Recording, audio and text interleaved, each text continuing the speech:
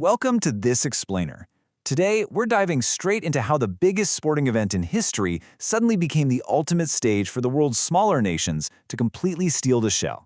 I mean, the 2026 World Cup wasn't just another tournament, right? It literally rewrote the rules on who gets to be a hero. So what actually happens when you open those doors to the ultimate underdogs?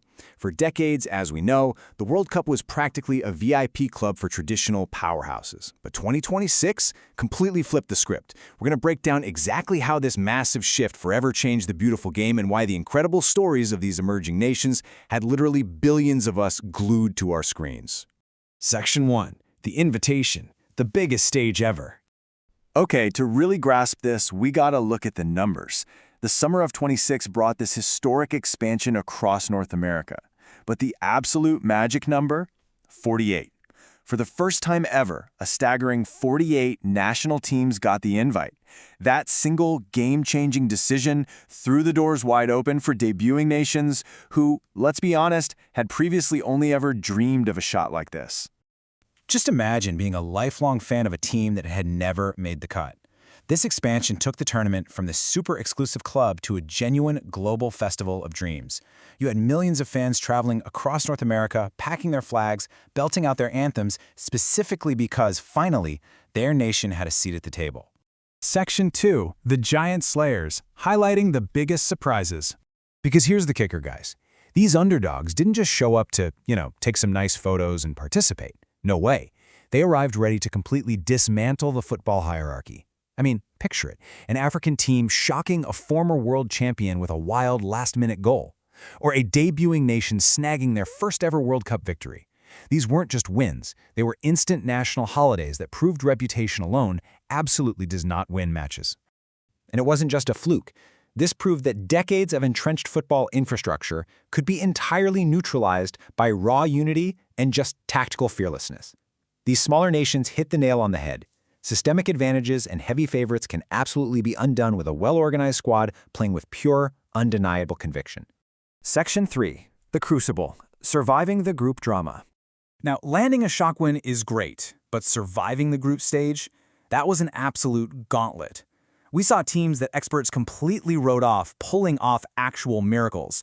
I'm talking about fighting back from brutal 2-goal deficits, executing absolutely stunning last-minute free kicks to stay alive, and barely surviving those intensely stressful goal difference tiebreakers. It was pure, breathless, edge-of-your-seat football. It was right inside this pressure cooker that brand-new heroes were forged out of total obscurity. We watched teenage strikers scoring these crucial imagination-capturing goals. We saw talented goalkeepers putting on match-saving clinics, and courageous defenders totally dictating the tempo against global superstars. These players basically became instant symbols of hope, inspiring kids in academies all over the world.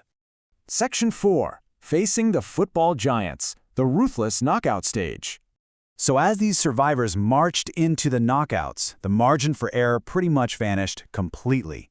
It became the ultimate clash of styles. On one side, you've got the sheer will, unity, and raw survival instinct of the underdogs. And on the other, world-class, terrifying tactical execution. It was pure passion, desperately defending against Brazil's creative attacks, Argentina's experienced youth, France's blinding speed, Germany's machine-like discipline, and England's balanced confidence. Actually, there's one dramatic match that perfectly captures this whole vibe. Think about it. 90 minutes of exhausting, incredibly tense defensive stands just to keep the game scoreless. Then, they're pushed through another 30 minutes of grueling extra time, stretching every single player to their absolute physical limits. And finally, the dreaded penalty shootout, where an underdog goalkeeper saved the final shot, instantly etching his name into his nation's history forever. These Cinderella runs were without a doubt spectacularly thrilling to witness, but the big question was always looming. Could the underdogs actually survive the ultimate gauntlet of the quarters and semis? As the field tightened from 16 down to 8 and then just 4, the pressure to lock in a spot for the grand final became, honestly, almost unbearable. Section 5. The Final Whistle. Champions are crowned. Ultimately, the grand final delivered an absolute masterpiece of agonizing tension and unadulterated brilliance. The entire championship came down to the dying minutes, just a single moment of magic. A perfectly timed pass literally split the defense wide open, setting up a calm, calculated striker's finish. That one kick won the World Cup, setting off a tidal wave of fireworks, tears, and pure, unfiltered joy. Section 6. A Legacy of Unity. The True Meaning of 2026. But, if we really look at the takeaways from 2026, the true legacy wasn't just about who got to lift that golden trophy. It was everything that happened off the pitch. Because of this massive 40-18 format, supporters from wildly different backgrounds were brought together like never before. You had fans sitting side by side in stadiums, completely regardless of nationality, sharing meals, learning about new cultures, and enthusiastically swapping scarves. It really drives home this point.